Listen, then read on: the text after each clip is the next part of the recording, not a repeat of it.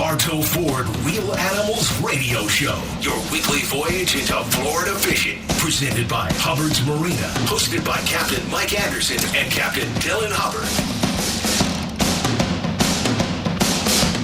Good morning, Tampa Bay. Captain Dylan Hubbard here for the Bartow Ford Real Animals Radio Show. Talking fishing this morning. Inshore, nearshore, and off. What's going on now, what's coming up, and more. Got my buddy Captain Steve Papen in studio this morning of Fintastic Fishing Charters. And we're going to be chatting about what's going on now and all that good stuff. And looking forward to hearing from you as well. Remember, 1-800-969-9352 to join the conversation. We'd love to have you call us, bring us a fishing report, fishing question, or if you just want to say hello, again, 1-800-969-9352 is that number. As far as the weather goes, it looks like we have a gorgeous weekend and into the start of the coming work week. Wind is going to pick up a little bit Tuesday and Wednesday, especially Wednesday afternoon. It starts to get a little bit more nautical into Thursday, and it calms down a little bit Friday into the weekend coming up. But really after that, it kind of stays more moderate through the forecast period. So your 5 to 10 mile an hour, beautiful flat calm conditions should persist through end of day Monday, and then pretty much the rest of the forecast period Tuesday through the weekend coming up is about 10 to 15, closer to 15 for most of the period, with Wednesday and Thursday being the most windy or breezy. And right now we're on a last quarter moon coming up Tuesday. So tides are going to be a little bit slower, a little bit weaker, current less so over the weekend and into most of the coming work week. Next weekend, it should speed up a little bit as we have a new moon Tuesday after next weekend. So most of the coming 5 to 7 days will be a little bit of a slower current with that quarter moon. And it's hot. It's getting hot fast, huh? Yeah, it's warm. Yesterday it felt like late June out there. Yeah, and on the fishing report Friday when we were talking with Fox 13, the last, I would say, 6 weeks or so, we've been talking about how it's that transition period where you still have some of those colder weather patterns kind of overhanging some of those warmer weather patterns. And I would say pretty confidently at this point that transition period is now pretty much over, and we are solidly into more of a summertime warmer weather pattern. It is definitely warmed up quickly and doesn't show any sign of cooling down anytime soon. Water temperatures at Egmont Key, 82 degrees already. Yeah, it came up quick. It came up really quick.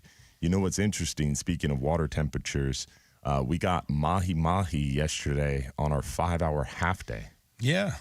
Crazy. Mike ran a trip, I think 2 days ago, and they had some dolphin in that shallow stuff too on a short trip. Yeah, we had mahi on the hub in about 75, 80 foot about a week and a half ago. I was like, oh, cool, the mahi are out there around 100 foot, all right. And now to see the mahi in 40 foot of water, it's a surefire sign that water temperature is up. You know what's weird? The last probably 3-4 weeks, we've had a fleet of shrimp boats. Right. Between 60 and 90 foot of water. Like they're in real close. I've never seen them that close to us and ever. The fact that we have a lot of shrimp boats. The fact that we have a whole fleet of shrimp boats. Yeah. I mean, I haven't seen that many shrimp boats this consistently since I was like 8 to 12 years old working on the charter boats. Right. But never in that close. I mean, back in the day when I was first starting out. 25 miles. We would leave in the morning in the dark. And then we would get, once you get 10 miles offshore, the light behind you from land kind of dissipates, and then you can concentrate on the horizon looking west. And you could see the lights from the shrimp boats out there, and you just head right for them. But, yeah, they were 25, 30 miles right there at like 100, 110 foot. Yeah. But these guys are dragging around in 60 feet of water. And on top of that, not only the shrimpers, but what we've been seeing, too, the other day I went out to Egmont with the family, and probably a mile northwest of Egmont, there was 2 sardine seiner, the live sardine seine boats out of Cortez were out there netting huge schools of sardines. Yeah. And, I mean, I didn't even get close to them. I was probably maybe a mile and a quarter away, and you could see all the bait and the mackerel skyrocketing. It was nuts. Every single planer and spoon behind the boat went off. I think they have to be 3 miles, I think, in order to seine bait. I'm pretty sure. Yeah, I think it's 3 miles. I'm sure they were because they were pretty far off the Egmont Bell Buoy, which is... It's like a necessary evil. You don't want to see that much bait die, but we need the bait, right? So it's like, how do you... It's a balance. Yeah. We need it, but we don't want to see them. We don't want to see it. Keep it out of our view. Yeah, right. Hear no evil, see no evil, right? So definitely a lot of bait around, a lot of warming water, and some nice weekend weather. So take advantage of it. Get out there and enjoy. This weather update was brought to you by our friends over at Reese Windows and Doors. They are Florida's leading window and door company with over 50 years in business, and they offer free installation on most windows and doors, plus they install in only 6 weeks. They only use in-house installers, no freelance contractors, and their work comes with a double lifetime warranty, which means you never pay for a warranty. And when you sell your home, that warranty transfers to the new owner, adding value to your home. Visit reesewindows.com for more information. Definitely exciting times right now. Yeah. On the eve of red snapper as well. Great. That is the sentiment. I mean, red snapper, we all look forward to being busy and having a good time and catching a bunch of fish and getting our revenge on these fish that we have to release so often. But at the same time, the other side of the coin is it gets hot. It gets hot. It gets long. It's a grind. And also on top of that, what drives me crazy about the red snapper chaos is there's so many other good times to fish. And there's a lot of time in our area in which the weather is better. It's not so hot. It's not so humid. There's less people around, and you still catch the same quantity of fish. Like, for example, in May. I mean, this whole May, we've been running 39-hour trips that are half full or maybe 35, 30 people, and it's not hot out there yet. It's not humid out there yet. It's still nice weather, and we're catching a ton of fish. Yeah. But come June 1st, everybody and their brother comes out of the woodwork and wants to go fishing because that red snapper is open, and it gets excruciatingly hot and humid, and it's just a long grind. Everybody's up in arms over that red snapper. I guess it's what I equate it to is that law of supply and demand, right? Is red snapper, there's not a lot of supply because the season's short, so the demand goes way up, and everybody wants to go at the beginning of season.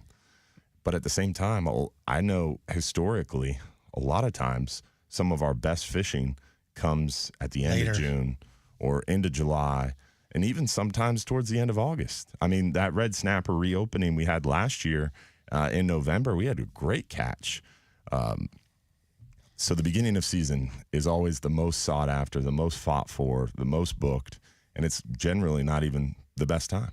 I think everybody just kind of wants to, like you said, you catch them all year, and you're just throwing them back. So I think people just chomp at the bit, try and, go get their trophy. I talked to a guy yesterday on the phone. It was him and his son. Had never been out with us before. Normally fish out of like Panama City, and they wanted to come down from Georgia to fish with us June 3rd. I was like, listen, man, take your son May 27th. It'll be half the boat book. It'll be 50% less people on the boat, and you're still going to catch the same quantity of fish, and you're going to have a much better experience. If you wait a week, you might be able to catch those red snapper, but you're not going to be able to catch the triggerfish, and there's going to be tons more people on the boat. Yeah. Or wait till August, and you can still catch red snapper, and the boat will be half full. Well, I think if this season keeps going longer and longer, I think what's going to happen is, the necessity isn't going to be there. Like you don't need to go get them right now, because it's stretched out for so long. Like with the charter season this year going through September, was it 16th? I think 15th. So with now the charter season getting so much longer, you don't see the urgency of people calling and being like, I want to go now. And you still have your solid core June guys who are hardcore and they just want, everybody's in search of that 18, 20 pound fish, Yeah. But then after that, it kind of chills out a little bit. And the guys I've talked to are like, hey, how's this month looking? And I'm like, yeah, it's, we've got plenty open. Yeah. And there's no urgency, whereas before it's like, I got 1 day open, and they need it now. And they don't even talk to their friends. It's like, book it. Let's go. Yeah, June's busy. July kind of slows down a little bit. August is pretty much wide open. We were talking to the show earlier before the show started about that. And private recreational red snapper, keep in mind, everybody listening, that only for red snapper, it's the only species in the Gulf where it's different. There's a private recreational season and a charter season. And the charter and party boat season is June 1st through end of day, September 15th. The private recreational season, there's a Memorial Day weekend, so it opens, I think, the 27th or something like that for private recs. They can fish Memorial Day weekend. Then it's open June and July for them. Then it closes August 1st, and then it reopens September for like 14 days, and then it's weekends through the end of the year. So the private rec season that Governor DeSantis announced in FWC is parroting is completely different from our charter headboat federal for hire season, which is June 1st through August 15th. And that causes a lot of confusion. Really confusing on purpose. Or do you because there's somebody going, hey, this is what we ought to do to really, really confuse everybody. It makes it challenging for sure on all fronts. It makes it challenging for us to communicate. It makes it challenging for private recreational anglers to try to discern, all right, if I go on my boat, I can do this. If I go on a charter boat, I can do this. It's very confusing. I've had a lot of phone calls, people wanting to book those May dates. Like, well, I'll take you, but we can't get any red snapper. We can watch a boat next to us catch them. It's very interesting for sure. Hopefully you guys will give us a shout this morning. Again, 1-800-969-9352 if you want to bring a fishing question, fishing report, or just say hello. We got the phone lines open. JB is waiting on the other side of the glass. Running the show, making us sound pretty. Real Animals Radio. We'll be right back.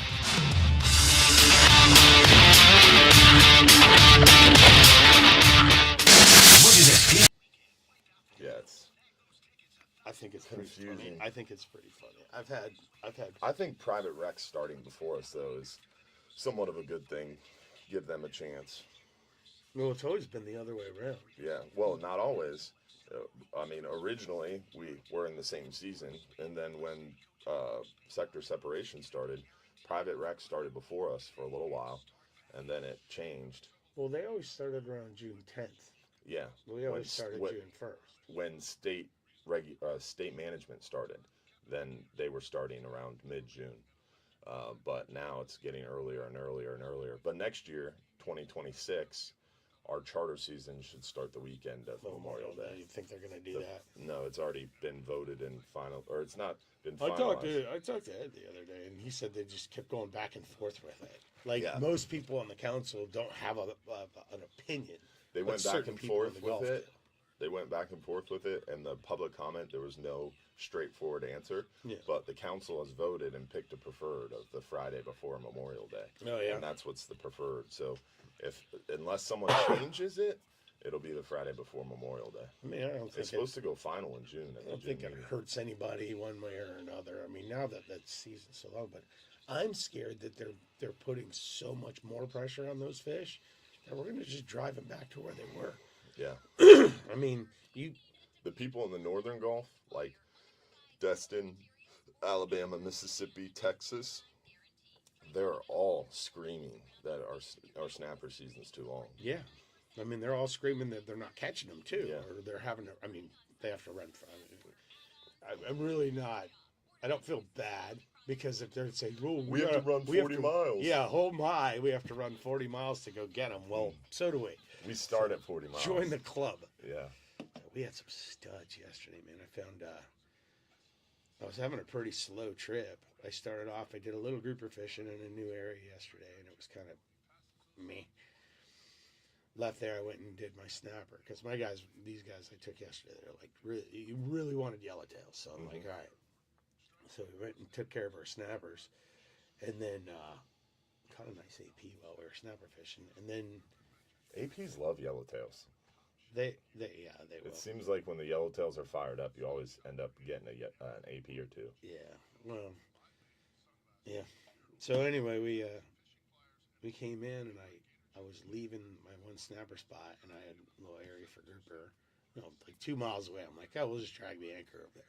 I'm dragging the anchor. I just found one out in the sand, out in the desert, dude. I'm like, man, that looks good. Spun around and anchored up, and it was just first drop. 2 guys went down. Big fish, halfway up, just ripped drag and broke them off. Wow. And I was like, dude, those are 2 big scalies. Mm-hmm. Like, they had to be. And then I dropped a bait, and I got one of like 18, 19 pounds. Whoa. And I'm like, this is pretty shallow. So we bedded it and let it go. And then we caught our grouper limit right then and there, like that. I'm looking at the machine, and I'm seeing there was like 5 or 6 like big dog scalies on that. And that was shallow. It was like 116 foot. Whoa. So that is shallow. I'm always a firm believer, man. The biggest red snapper out here are between they're right there at that 110 to 120 foot water. I think it's the same. Like if you get on a spot, your biggest fish is at the top or bottom of that water column. And I think it's the same with the biomass. Is the biggest fish are either on that inshore edge or offshore edge, So like whether that's but where's the offshore edge? I mean, I've been 600 foot. Yeah, I've been on some wide open red snapper bites in like 480. Yeah.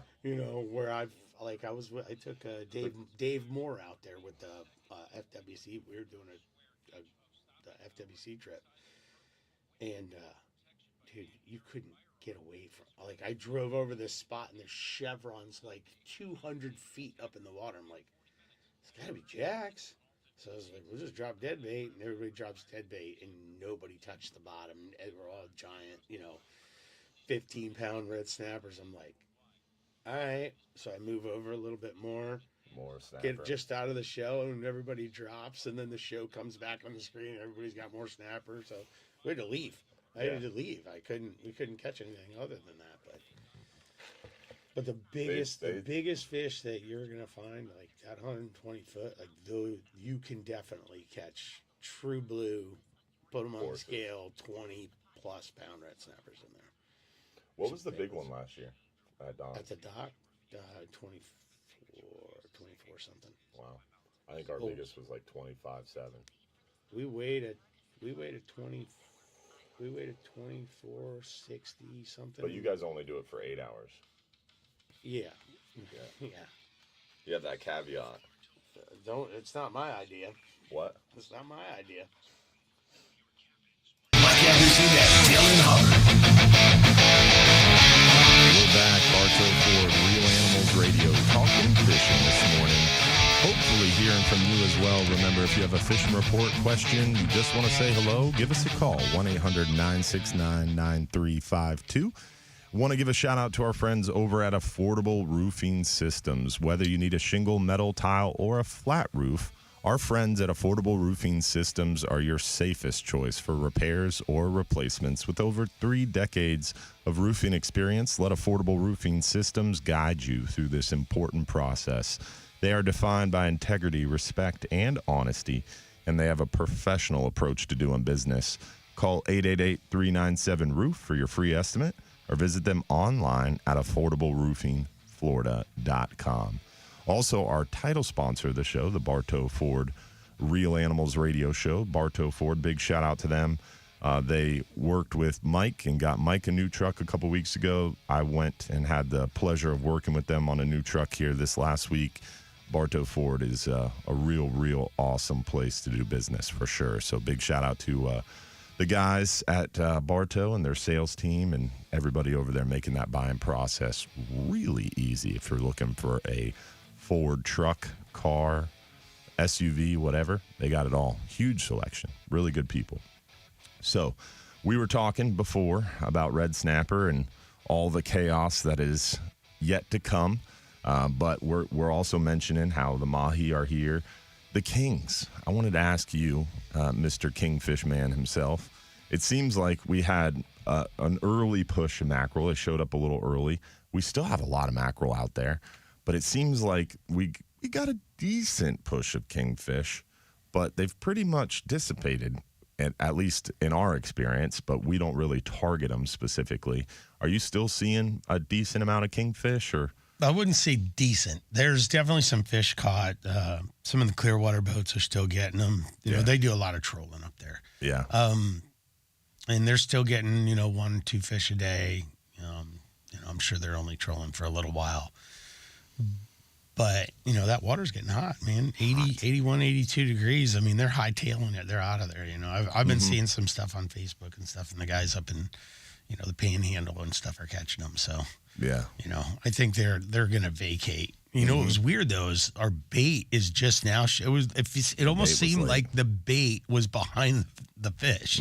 Like, it's kind of weird. So I would expect this summer that we're going to see some fish offshore. Chad had one on a charter yesterday. Looked like a decent fish, 25 pounds or so. Nice. And I know he was fishing in somewhere close to 100 foot.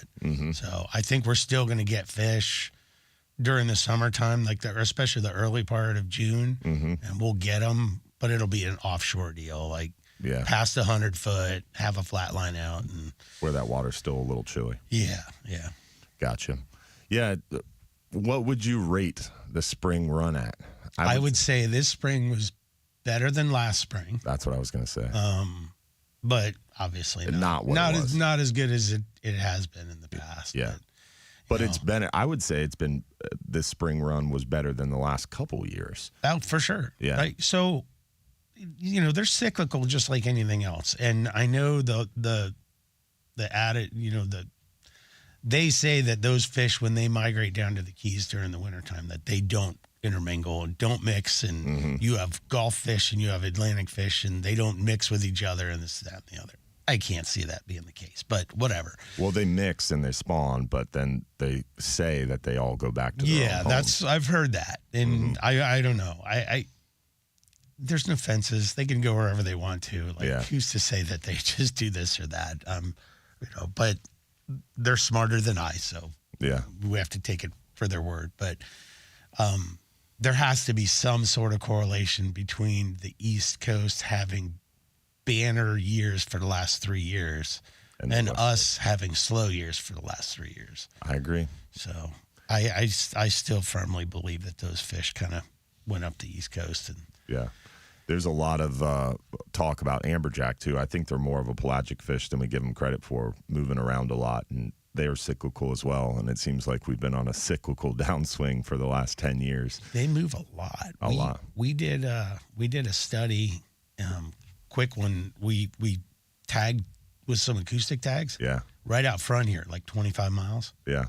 They caught one of our fish in Pensacola. Yeah, we did the same thing, tagged a bunch, and they caught them in Jamaica. It's wild. Wow. Yeah, we got to go to break, but we got Captain Gene Hammond of Lions of Liberty and Ron from Ron's Tackle Box on the other side.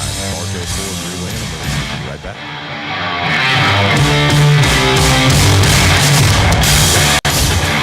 Really? Yeah, we tagged quite a few. This was back in the day. This is probably like 8-10 years ago. We did a UF tagging study with the APHIS extension of Sea Grant, and we tagged probably 15, 20 fish with acoustic tags, and a majority of them, not just one, a majority of them were caught off the coast of Jamaica. You're kidding me. Yeah. What was the time frame between? It wasn't like a year. It was like months, matter of months. No I don't kidding. remember. It was a long time ago. But I continue to think that a lot of those amberjack are moving all over. I think they should be a CMP species, not a reef fish species. Yeah. I think they are way more migratory than we give them credit. Well, there's some big ones around now. Yeah. Even in well, clubs. last year they're saying we overfished jack quota by 250%. So there's a pretty solid chance. I can tell you how many jacks I kept last year. Well, not a lot, right? Because we had the hurricane. Yeah. I kept 3 jacks. Jacks were open September and October last year. We had those huge hurricanes at the end of September, and we don't really get the jacks until October anyway. So most of September, none of us caught jacks, and then by the time we were able to catch them decently off our area, we had those hurricanes. But what I've heard is those boats out of the Panhandle, like Destin, Panama City, Orange Beach, Alabama, Mississippi, Louisiana, they had a knockdown, drag out, like limits of amberjack day after day after day for most of September and hugely into October. Like you couldn't get away from the jacks. Really? Yeah. And that's why a lot of those guys, when I saw that we overfished amberjack by so much, you were at the Refish AP meeting. You remember me like, that's BS. There's no way this is possible. But those guys said it was possible. And then after that meeting, I've been talking to more people, and they all said the same thing, that jacks, you could walk across them. Really? So, I don't know. We have piles of them, but just there's a lot of little ones, like a lot of little ones. Yeah. Like, I mean, Tons. a couple places that I fished yesterday were just like, but now they were eating dead bait. But like it was right behind the boat. A year or two, we were catching a lot of jacks like this. Now it seems like a lot of the small jacks are getting bigger. Yeah. So hopefully that bodes well for our fishery. Mm-hmm. If they stay around. I think with a lot of these species, like, I know that they're only limited on where they can gather data and where they can get data from. Mm-hmm. But it's like just like the same thing when I talked about those rusty bellies and the deep water fishing and stuff like that. They didn't even know they were out there. Yeah. They're like, they argued with me. I'm like, let me take you out there. I'll show you. And they're like, no, they're not out there. And I'm like, yeah, they are. And we went out there and caught them and found out that, you know, the end all be all, like the 7-8% areas are out there in the deep water, not on the 40 break or even in the lumps. Well, I think that's true of a lot of our species off our coast. Is we have so much pressure in our area, it pushes those fish out. It could, but like red scamp, snapper. like, they never thought red snapper went beyond 200, 300 foot. Now it's common knowledge that red snapper can be caught 600 foot. And scamp too, like scamp, Mm-hmm. like they're trying to get grant money for a scamp study to do now. Yeah, and scamp is another example of what we talked about earlier. The biggest scamp are on the inside, like shallower water. They're like 180 to 300 foot. Yeah, or on the other side, the flip side, when you're out there in like 600. I don't catch any big ones out there. Yeah. Ever. I never catch big ones out there. Yeah. 180 to 300 foot is where the all biggest the big scamp I dogs ever are. caught was like, I think it was 680. It was like a 19-pound scamp. It was huge. You caught a 19-pound scamp in 680 foot. Yeah, when we were deep dropping.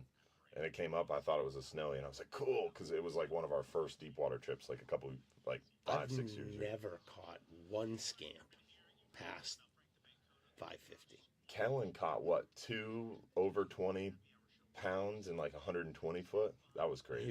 I think he was in 160, but yeah. That was nuts. But I've never caught a scamp, period, over 500 foot, 550. I've never caught a scamp out there, ever. It'd be interesting to talk to those deep water boats and see what they pull up bandit fishing out there. Yeah, those like 6 or 7 deep water boats like that we have only do all it. the little ones inshore. Because off of Texas, they catch them a lot past 500. Really? Yeah, in those salt domes, and in the flower gardens on the edges, they catch them pretty deep too. Yeah, I've never caught a single scamp out there in the deep water. I've caught a few yellowmouths out there in the deep water, but I've never caught a scamp out there. Yellowmouth grouper. It's gonna be interesting. I don't even know why that stuff's on the chopping block, to be honest. I've spent probably more time than the average person would spend out in that. Has a lot to do deep with water, the fact that and I've caught like 4. They're changing the SPR to 40% for scamp, and that makes the biomass look bad, and there's recruitment worries. But yeah, I agree. It's frustrating. They need to be separated. Yeah.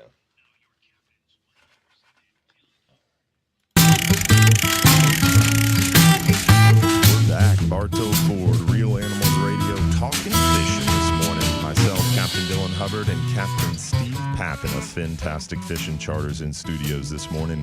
Want to give a shout out to our friends over there at Relentless Perpetual Edge Knives, the world's first self-sharpening knife that actually sharpens as it cuts. Ultra hard carbide, never rust titanium blade with a true grit glass reinforced ABS handle on a knife that is perfectly balanced. And it comes in 5 great models to choose from. Take the work out of filleting a pile of fish and get a Relentless knife today. Go to relentlessknivesusa.com and find out for yourself why this is the knife all the pros are talking about.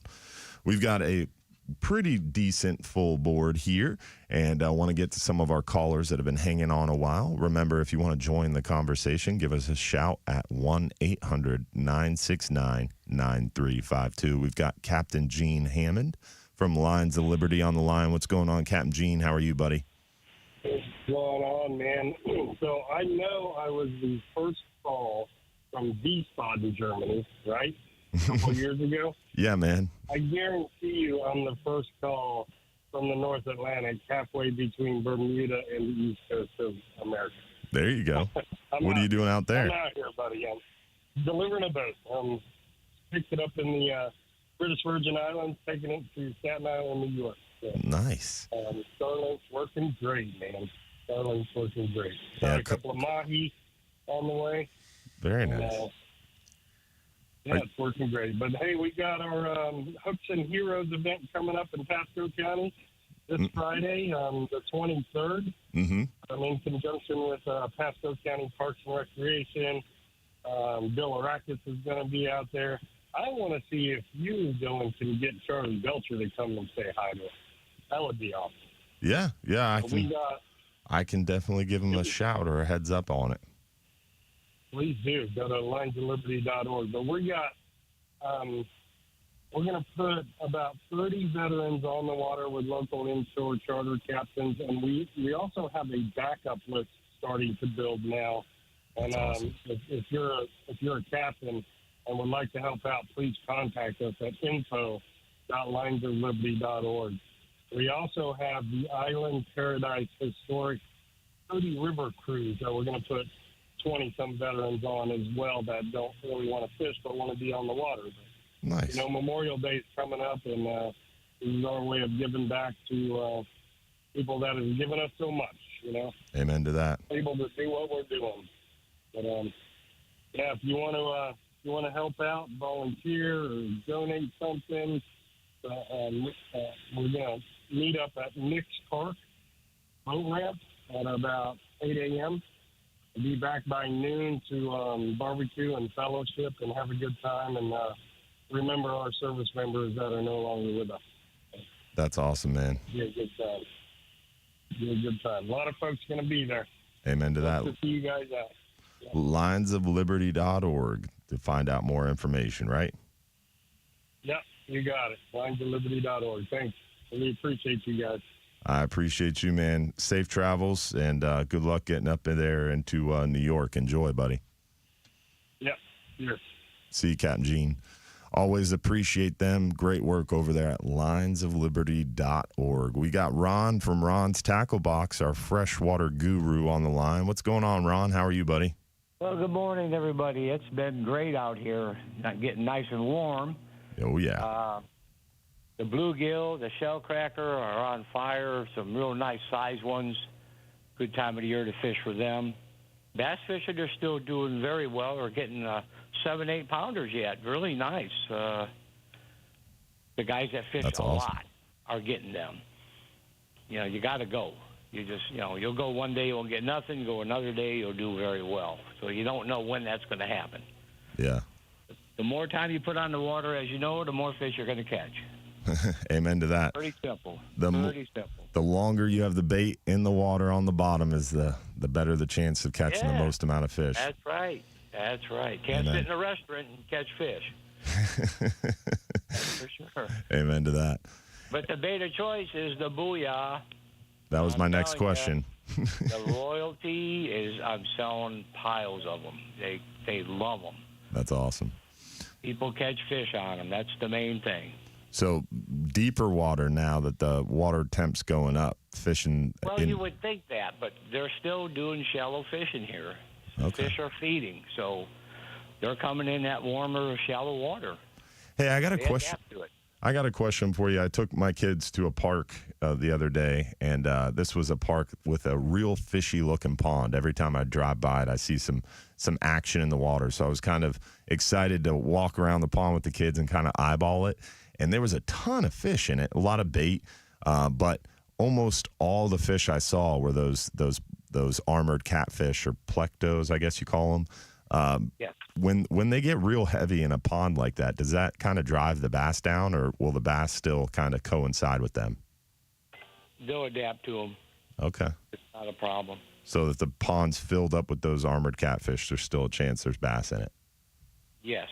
Okay. No doubt about it. But the only problem with them is they eat a lot of the fish eggs. So it's best if you could get them out of there, because Yeah. they do a lot of damage to the pond, erosion, real bad. Yeah, they dug a lot of holes around the edges, or at least they took over the bass beds, or whatever the case may be. Absolutely. So you can't catch those armored catfish on lures, though? You might. I don't know many people, kids in that fish with live worms, they get a lot of them. Okay. But they're just evasive. They're pretty nasty things. Yeah, well, we'll go down there and do our part to get rid of a bunch of them, because you're not supposed to put them back, right? You got to kill them? Well, I don't know that rule, but yeah. I thought it was like with lionfish, you're not allowed to throw them back. I thought it was the same with armored catfish, but I guess I'll have to find out. Yeah, find out. I'm not sure on that. You know how things change. Amen to that, brother. Yeah. Well, we appreciate it, Ron. Thanks for letting us pick your brain this morning. I'm glad That's all right. Glad to hear from you. You guys. And how would someone go visit you to find some of those booyah? I'm at 380 South Lakeshore Way, which is 1792 in Lake Alfred. Phone number 863-956-4990. You're the man. Thank you, Ron. We appreciate you. All righty. See you, buddy. Our freshwater guru over at Ron's Tackle Box. We've got Donald from Lutz on the line. What's going on, Donald? How are you, buddy? I'm doing great. Good morning, Dylan. Good morning, Steve. Hope all is well with you guys. Everything is going well. Star's about to kick off, huh? Yes. I think I might have the date wrong. I was just checking. I think it starts next Sunday, not Saturday. Okay. The 20th. Coming up fast. I think. Yeah, I've got to check that. But also the Real Animals Junior Pro Staff starts July 1st. And excited for my grandson Henry because he got picked again. And I got the bag of swag from Michael. And yep, it's got some lures, shirts, hats, and a measuring device. So I'm actually flying out there to go pick him up. And I've got him for 3 weeks for July. He's going to be with me. He's going to be fishing hard. Yeah. A couple of years ago, he took third place in the snook division, but only got to fish twice. So, wow. But I'm going to have him 3 weeks. We're going camping at Fort DeSoto. I've got my nice camper, so we're going to do. We got a water site. Bring in the kayak. So we're going to hit that hard. So he's registered for Star as well. So he's got the double competition for July. So I'm excited for him. Excited, So it's going to be a great time because that kid loves fishing. So that's he's awesome. Already got 18 different species, fresh and salt. So that's awesome. Yeah, it's going to be a great time. So looks like it's next Sunday. Star starts. I checked it. So there goes my game plan for Saturday, but we'll do it Sunday. Hopefully Liz understands that we're going to be going fishing on Sunday and not Saturday because she works on Saturdays. Saturdays are my day because she works 10 hours on Saturdays. Mm-hmm. So, but also May 31st, I've got my next kayak outing at Fort DeSoto, the beach area, just right after the toll booth. Right after, Tampa Bay Watch, but before the small little bridge. Going to be grilling, so it'll be the best cheeseburgers at Fort DeSoto. That's awesome. Yeah, so everybody who is coming should be registered for Star because it's already going to be a weekend. So hopefully one of my buddies gets a tag redfish, or maybe me. Maybe in my ear. Who knows? We can all hope. Yes, sir. Well, we appreciate it, Donald. Great season for fishing. So, even if you don't fish Star, register for it because, you never know. You never know. And the money goes to great causes to help the environment and, and all our fisheries and everything else that CCA does. Amen to that. We appreciate you, buddy. Good luck in the Star Tournament, and have a great kayak outing, my friend. I appreciate you. You guys take care. Stay safe at Tight Lines. We'll talk again. See you, buddy. Donald, the Hall of Fame caller. We got our Visit St. Pete Clearwater Safe Boating Tip of the Week coming up. Don't want to take Jim on a short call here, so we're going to wait until the other side to grab him. Doing some Googling, it is illegal to release non-native species back into the water. So if you catch something like an armored catfish, according to this Googling, you're not allowed to release them alive back into the water. So that's at least what I'm getting from a few different websites, but I can't find it on FWC's website. An armored catfish. Yeah, you've never seen one? Never. Dude, they're wild. I haven't done any freshwater fishing for, I don't even know how long. In college, I went to school at UCF, and I got into freshwater fishing a little bit because there was nothing else you can do in Orlando. So I started bass fishing a lot. But the lake I lived on my freshman year, it was the most alligator populated lake in Florida, Lake Jessup. Really? Like when there's problem gators in the state of Florida, they take them to this lake and dump them off. It's nuts.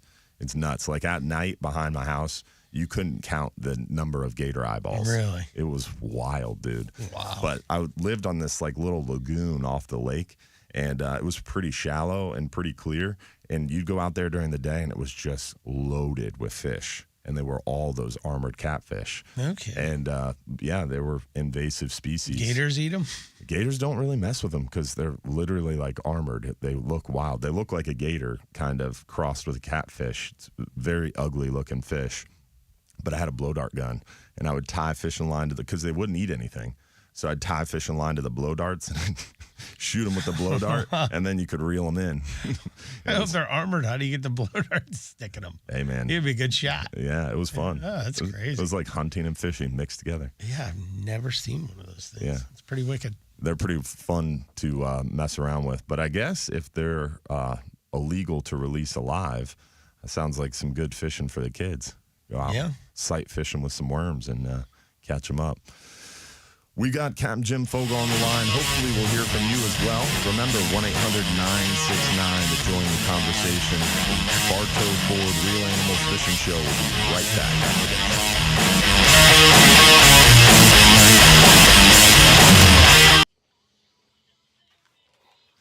I wonder why I can't find it on FWC's website. I gotta know what an armored catfish looks like. Yeah, they call them plecos. Call for a charter.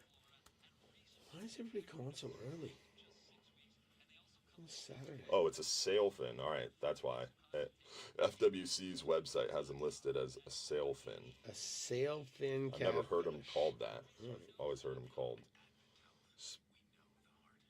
no bag or size limit.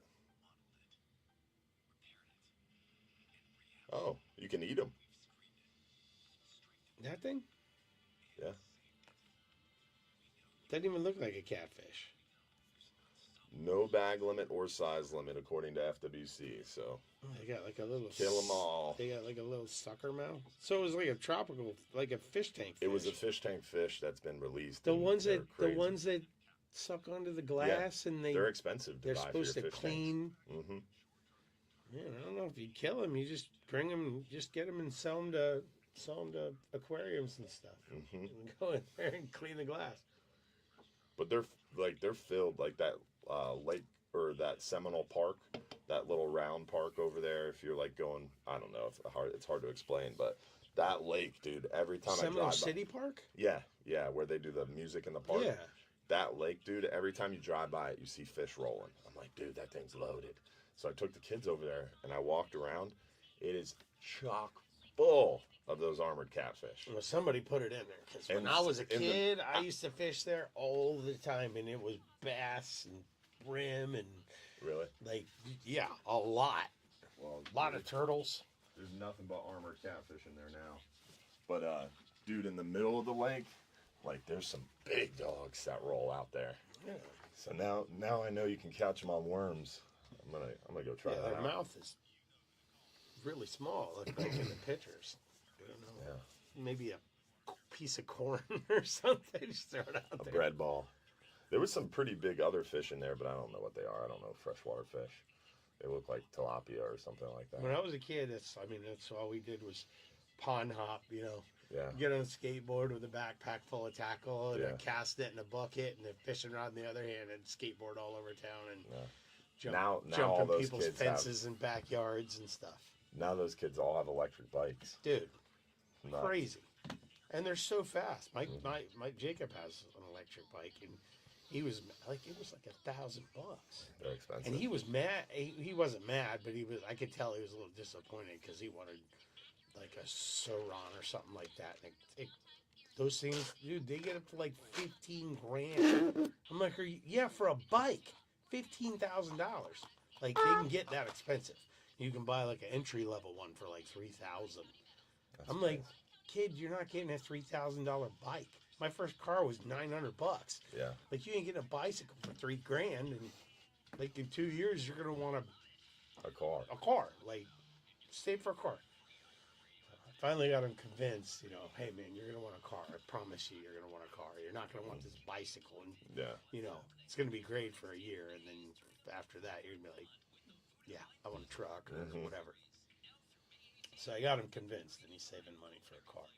And you can't buy a $900 car anymore. But all his buddies are like, when they ride home from school together, they're all doing 35 miles an hour, just ripping down the street, and every one of them has an electric bike. They got helmets and, the whole gamut. Like, Some of those electric bikes look pretty cool too. yeah. You see the ones that look like dirt bikes and stuff? There was a dude doing 40 miles an hour on our way here. You passed him. Oh, yeah. For sure. Mike Anderson and Dylan Hubbard.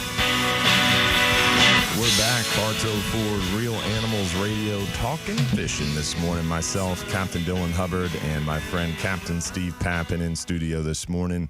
We've got Captain Jim Fogel with our Visit St. Pete Clearwater Safe Boating Tip of the Week.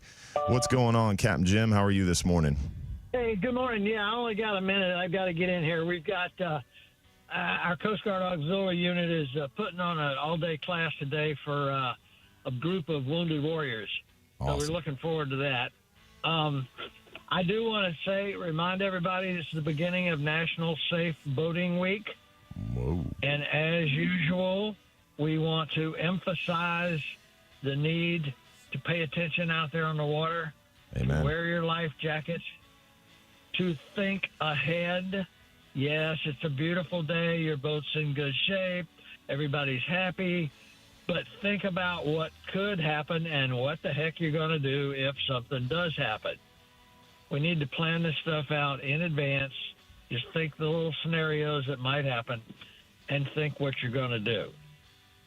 Always leave a float plan with somebody, even if you're going out for 15, 20 minutes. Tell somebody you're going, and when you get back, tell them you're back. Amen. Just pay attention. Slow down a little bit. We've had way too many accidents in the last few months from boats going too fast for conditions. So just stay aware and stay safe, please. Amen to that, brother. All I got, Dylan. We appreciate Thank you, you, man. buddy. Thank you, Cap Jim. Thanks. For the Coast Guard Auxiliary in St. Pete, Jim Fogel, be safe out there. The man, the myth, the legend. Hardworking. He's got a big event today, so I'm glad he made some time to call us in, and definitely appreciate all he does.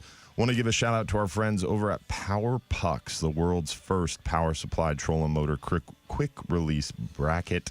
It eliminates the need for exterior power plugs that can snag lines, corrode easily, or just be an eyesore cluttering up your deck. Go to pwrpux.com and find out for yourself why this is the thing all the pros are making the switch to and loving. Speaking of power poles, when are you going to get a trolling motor on your charter boats? I don't know why you keep asking me that. Quite a six-pack boat, man. I'm not. This whole next week, you're going to be by yourself. Listen, I'm an older guy now. Yeah. All right. And the only reason the Flying Hub 2 doesn't have one already is the fact that it's a 27,000-pound boat, so we would need two. In this day and age, trip over them. What we got going on right now is you can go online and buy a chip, put it in your GPS, leave the bridge, hit your autopilot. Your autopilot drives you out there. You get there, you put your trolling motor in the water, hit a button, and the trolling motor keeps you there. And then you grab your electric reel and drop it to the bottom, then hit a button and it reels up a fish. Yep. Don't forget the radar that can overlay over your plotter, and you can just spot where everybody's fishing 50 miles from you. There are certain skills that anglers had to have to get us to the point that we are at now. And everybody's trying to fast track that. Yeah. Those trolling motors are great, and they do work. They do work. It's great. It's amazing. For your average recreational fisherman, I think it's not bad. But we put one of my private boats, he wanted one bad. And I argued back and forth, and I'm like, I don't know why I'm arguing. This is your boat. You can do whatever you want. It's $15,000 after everything was all said and done. Yeah. And it works perfectly fine. But we are not catching more fish now that we have a trolling motor than we did before we had the trolling motor. Yeah, it just makes operating a lot faster. You can move around. What I like about the trolling motor... Spot to spot, like bottom fishing, it's not going to make that faster. Because you can drag the anchor. I agree.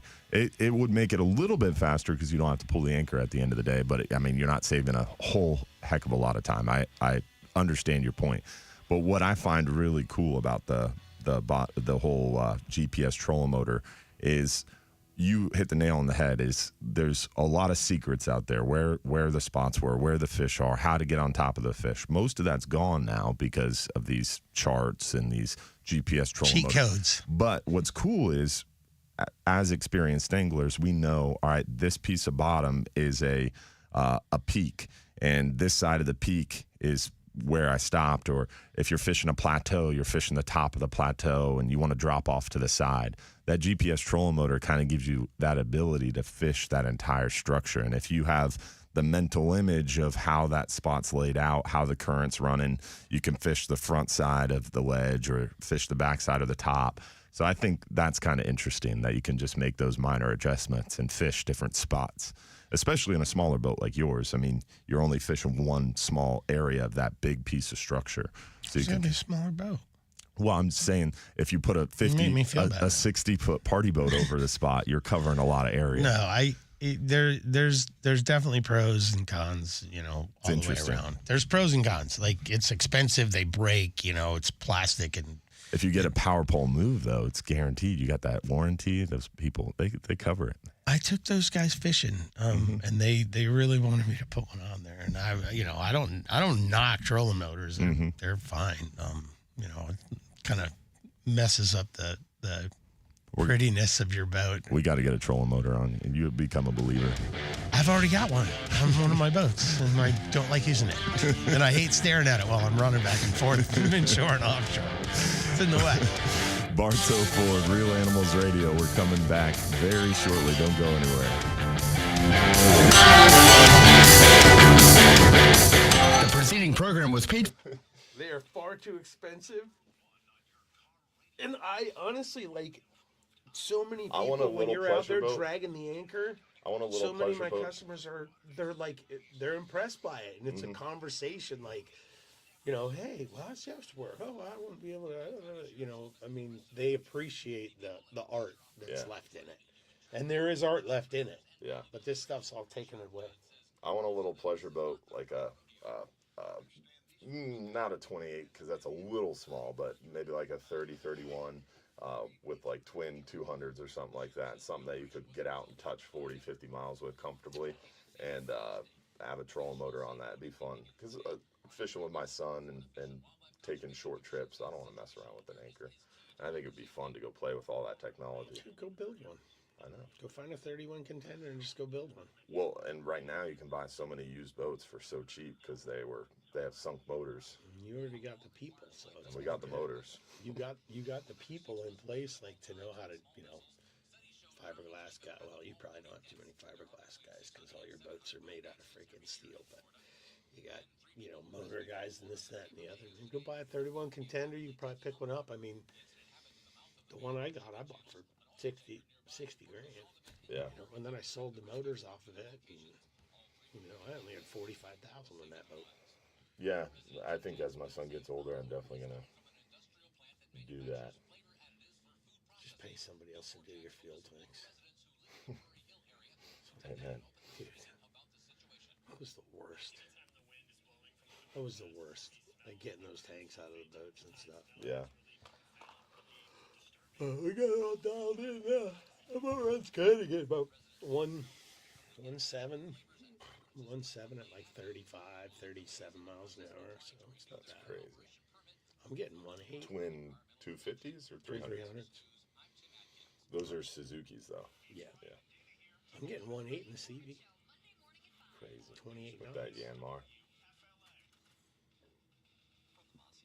Yeah, that thing's sick. Like if I really want to get home, it's just a little bit more throttle. Yeah, it was so funny. I saw you do that Yanmar ad thing on Facebook about how they're so great, and then that very same day I saw you with that Yanmar wrap. I was like, I almost texted you last night. I was like, "Hey, are you gonna come with Yanmar underwear tomorrow?" Did you? I didn't even see that. Did you send that?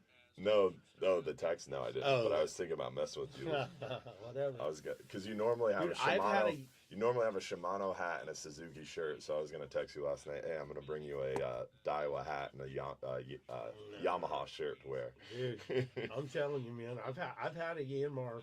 I've had Yanmars for more of my career than not. Yeah. And like when I had my old boat, that one had a Volvo. We got rid of that, put the Yanmar in it. And I ran that one for like a long time. And then when I bought the new boat, it had a Cummins in it. And then as soon as it was time, I repowered and I went back with them.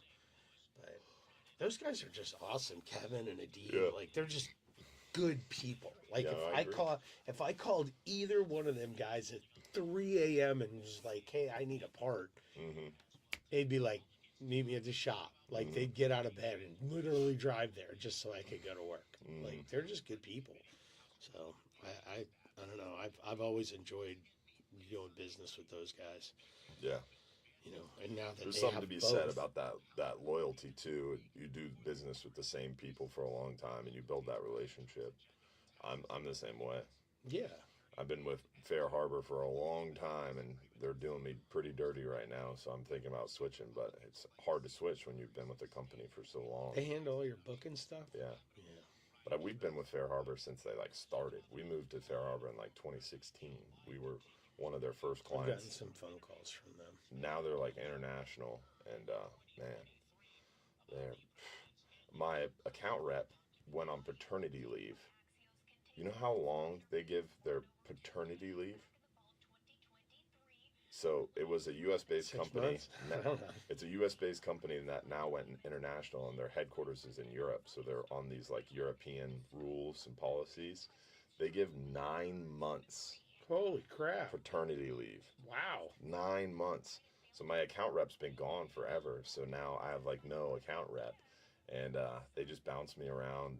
I ask questions and don't get answers. I'm having the worst customer service. So if my account rep doesn't come back soon, they're going to lose me. That's terrible. Yeah, loyalty's a tough thing, in this business. Yeah. Like I was talking to you about the, getting detailed and stuff. I mean, I'm 8 boats that they do. Mm-hmm. You know what I mean? So it's pretty much all the time something's going on. Mm-hmm. This boat, that boat, this boat, that boat. Yeah. Crazy. Hard to find a good mechanic. Yeah. Although my outboard guy's been working on all my outboard stuff for the last, for my entire life. And that's the challenging part too, is you have inboard diesel, outboard, so you have to have 2 mechanics. Yeah. Which is challenging. Yeah. Yeah. Well, luckily, when haven't had too many issues, Yeah. which is good. Yeah. We're supposed to be getting the stealth motors. They got The black ones? Yeah, they're kind of like a gunmetal, but yeah, it's like Nice. I'm kind of anxious to get those back there. They look pretty cool. Especially with that black and silver wrap. Yeah. That'll look cool. I think it'll look nice. So. Another toy for Mike to play with. Yeah, I'm supposed to be getting them next week, I think. Cool. Trying to get it done before. Yeah, we just put new 450s on the lineup too. Saw that. Pretty. What was going on with that thing? Harness, electrical? It was what we thought was an electrical gremlin in one of the harnesses, but it turned out that it was just the controls, which is what we thought it was, but the mechanic was saying something different, and he was chasing a gremlin all around the boat, and Central came out in 15 minutes that it's the controls. Replaced the controls, and the boat was running. Really? Yeah. So, very frustrating. But we just went ahead and switched the motors. What was on there? Those were 425s? They've been 450s. We got 450s last year. They were 425. Right. But the difference between the 425... switched. No. The difference between the 425 and the 450 was just the software. Yeah. It's not a different head or anything.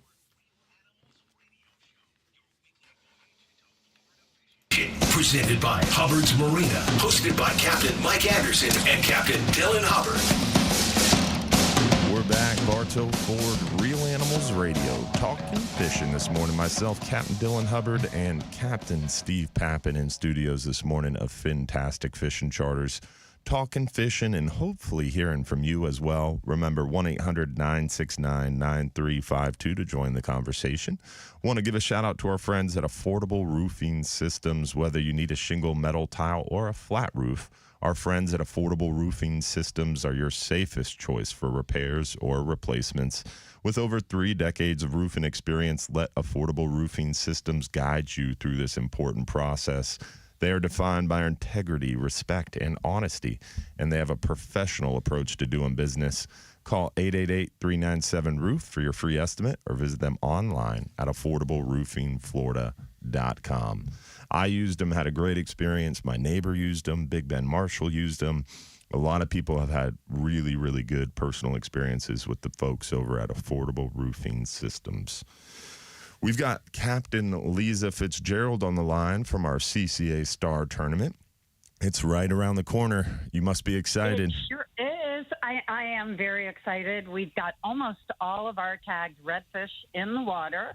Where? We do have all of our tagged dolphins in the water. And did I hear you say where? I always do. It's worth asking. Well, I can tell you, we are going to be doing something a little different this year. Okay. We are going to be giving you some very, I don't want to say pinpoint locations, but we're going to give you some areas where those fish have been released. Okay. So that so the anglers know for a fact that these fish are in the water, where to find them. You just got to go catch them. I wonder what the spatial relationship is on redfish. Like, you and I are pretty familiar with like gags and reds and all the telemetry data that we've collected with FWC and all these cooperative research projects, but not familiar with the spatial distribution of redfish. Are they swimmers? Like, if you release one, I mean, Captain Lisa, yes. So you've been releasing these tagged redfish for many years now. Generally, when you have a tagged redfish caught, what is the relationship or distance from initial release to tagged catch? Some depending. So on the West Coast, these are hatchery-reared fish. Mm-hmm. And those hatchery-reared fish seem to stay very, very close to where they were released. Okay. On the East Coast, those are fish that we have caught, tagged, and released. And if they are caught in a specific location, tagged there and released right there, they stay within, when they're recaptured, they're within less than a quarter of a mile of where they were released. Whoa. Sometimes right exactly where they were released. Now, if they're caught and transported somewhere else, like let's say, for instance, I caught a fish in Jacksonville and I took it down to St. Augustine. and I released it in St. Augustine. That fish moves, especially because of the tidal system on the East Coast. Mm-hmm. They have a 6-foot tidal change. If those fish are released in the IRL, Mm-hmm. in the intercoastal, Yeah. those fish move back and forth. Okay. I will tell you, I just tagged a fish in Mosquito Lagoon, and that fish will stay where he was released. Every fish we've had caught in the Mosquito Lagoon has been within like I said, a quarter of a mile of where that fish was released. Interesting. We got the inside scoop this morning. Yeah. We got to figure out where they were all released and go right there. We got to air tag Lisa's truck. That's what we got to do. Let me tell you, that's why we release at night. So we have people following us around trying to see where we are releasing these fish. I will tell you, we had a 2018 fish caught in 2021, and that's 3 years. It had grown over 7.5 inches. Wow. And it was almost within 200 yards, maybe, of where it had been released. 3 years later. That's crazy. 3 years later, and that was in Charlotte County. I So I can tell you, it's really interesting what these fish do. I guess they're a lot like gags, kind of hang out in the same spot. Don't go anywhere. They do. I will tell you also, if you want some additional secrets, those additional secrets are Charlotte County. All other counties have on average 4 tagged redfish. Charlotte County has 8, and Citrus County has 8. See, I'm taking notes. I knew that one. Yeah.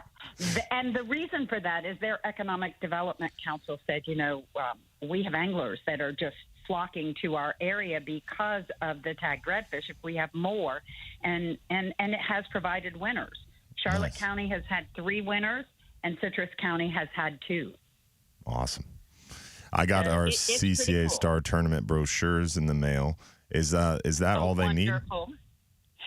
All they need. So this year there's a little bit of a change. This year, everyone was complaining about the fact that, they wanted to use their own measuring device, their own measuring board. It was hard for them to keep our measuring device on their measuring board. So we provided an identifier. That is all they need to have in the picture.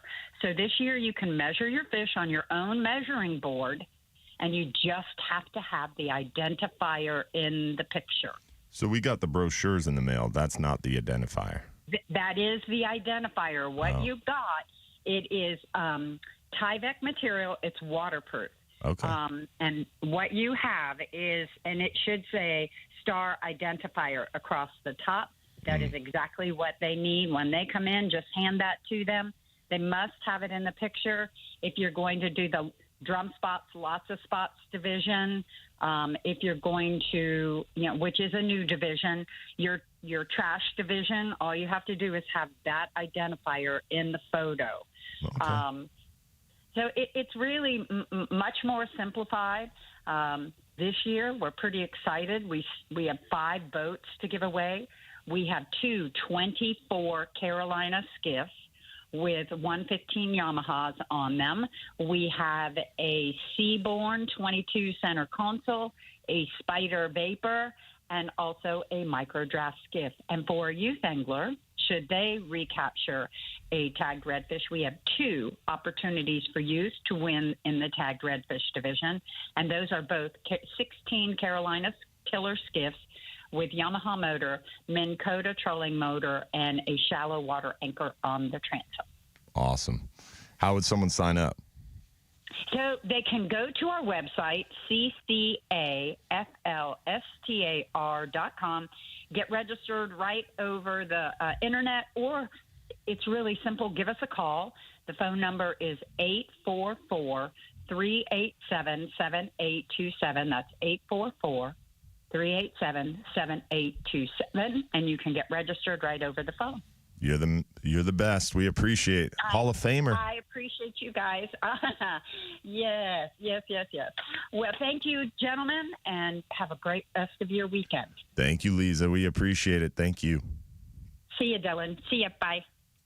Always good to hear from our CCA Star expert. Got some expert information, some inside scoop. Kind of making me want to go red fishing. I know, right? I had no idea they were so tied to their release location like that. That's pretty interesting. It's a lot of boats. Yeah. They're giving away a lot of stuff. It's pretty cool. They give away a ton of stuff. Yeah, that's pretty neat. It's pretty awesome. We've got William Keene from Crystal River. What's going on, man? Hey, Captain, how you doing? Doing well. Another day in paradise, brother. How are you? But the idea, man, I mean, it's thinking again, the guys triggered me when you were talking about how much electronics available to boaters and people out there. There ought to be an electronic kill switch that if the captain's beyond a certain area from the throttle or steering wheel, if the engine shuts off, there ought to be something available to people that use outboard motors that aren't probably using the kill switch in lanyards like they're supposed to, have it electronically done when they're a certain distance away from the receiver.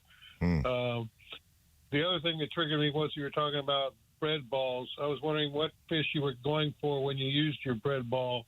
When I was growing up in Coral Gables, Florida, when the canals were clean, I caught 45 mullet in 20 minutes using little bread balls on a cane pole.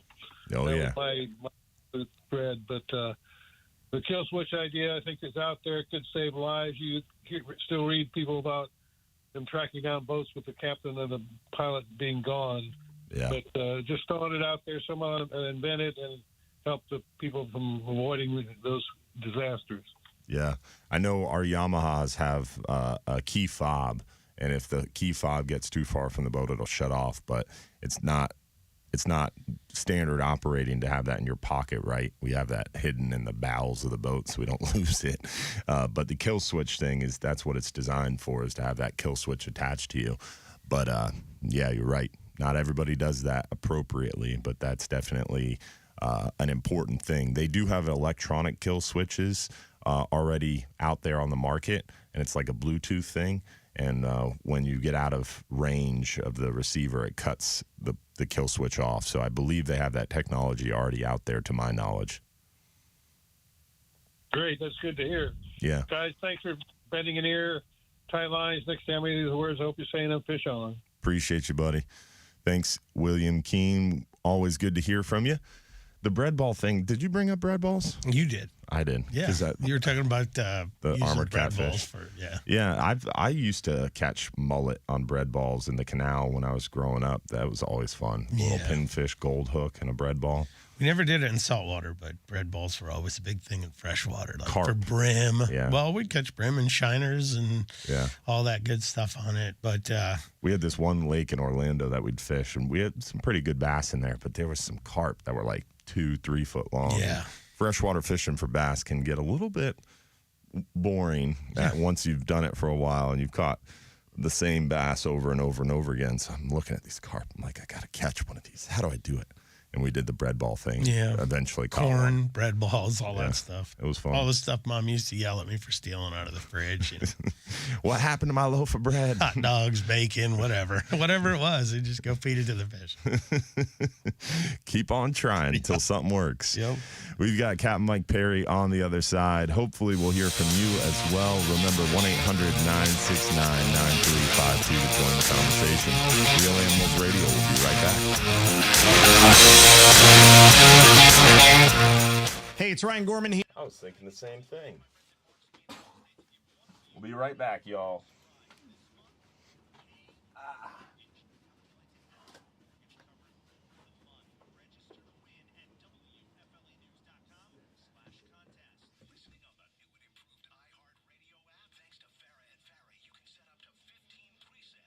Having trouble finding a plumber or an electrician you can trust? A company that is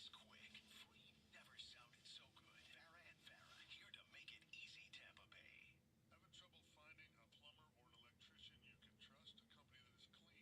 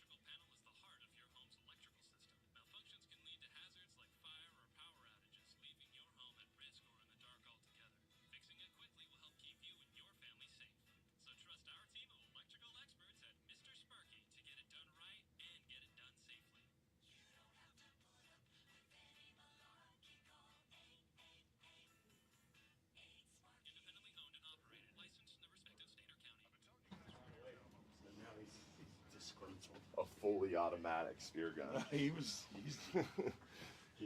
Dude, there's some amazing spearfish. That's awesome. But now he's getting older and smarter, and his boats were right there out of right where Jason's moving to, right where Tarpon Spring. Yeah, right where Eddie sells his fish and stuff. Hmm. And he got both his boats up there. That lady that owns that fish house up there, I think Amy, I think her name is. She's really nice. She's not gonna like another fish house moving in. Yeah, she wanted me to move my whole business and boat up there, and she's like, "I'll get you a lift and put it out back, and you can keep your boat here for free, and you can just fish out of here, and then sell us fish when you want to sell fish." And I'm like, "Sounds great, but I don't want to be up in Tarpon Springs. All my numbers are be like 80 more miles away than they are." Ed would love that. Yeah. He doesn't have anybody to do anything with up there. And I thought this last week I was going to catch me a wahoo. I went out and I fished Spieler. He wanted me to take him wahoo fishing last Wednesday or something. So I covered so much bottom. Nothing. Really? It's my first skunk wahoo trip in like a year and a half. Wow. Haven't been skunked. Broke the streak. Do you look at like upwellings and currents? What do you use? Rip charts, Roth charts? TZ, times 0. Times 0. And you have that on your boat you can access offshore? No, I look at it before I leave. Yeah. On that boat I can because he has Sterling, but yeah. But yeah. Wait, he has it on his boat? Doug? Yeah. Oh yeah. That's awesome. Oh yeah. That's cool. Yeah. It's sick. You just sat out there 100 miles and your phone rings. That's wild. Hey man, what's up? We're back, Bartow Ford Real Animals Radio, talking fishing. Myself, Captain Dylan Hubbard, and Captain Steve Papen of Fintastic Fishing Charters in studio this morning. We got our buddy Capt Mike Perry on the line from Big Pine Key. What's going on, Capt Mike? How are you? We're doing well, buddy. Celebrating the Mahi Mahi making their way north.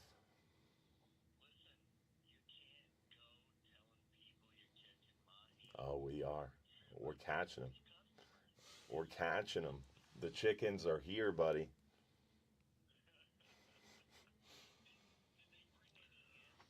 Yeah, we got, I think, 4 on the half-day trip yesterday. The hub the other day brought in, like, probably 15 of them.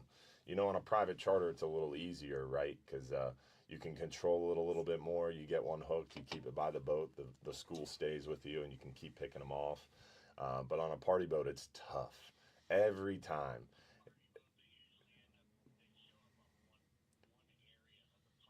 Well, at the same time, that's the biggest thing. You need cooperation. If you catch one and keep it in the water until the next person catches one, and then they keep theirs in the water, the first person raises theirs out, the second person keeps theirs in the water until a third person catches one, the third person keeps theirs in the water, the second one, and on a party boat, never works. No, one guy hooks it and 47 people throw 8-ounce sinkers at it. Yes, and I'll never forget the one time we had a sailfish cruising by the side of the boat, and I had a pinfish. I had a rod ready because we had seen a sailfish like a couple days before, and I had perfectly placed this live bait, perfect setup, perfect cast right in front of him. He was like 6 feet from nailing it. He even like kind of turned his head, and I knew I was about to hook up to the sailfish. And this guy, I was probably like 14 at the time, this guy takes 8-ounce sinker and a big old piece of dead bait and just nails the sailfish right in the head, and it takes off tail walking from the boat. I was so furious. Never been so upset in my life. Yeah. I've seen stuff like that happen.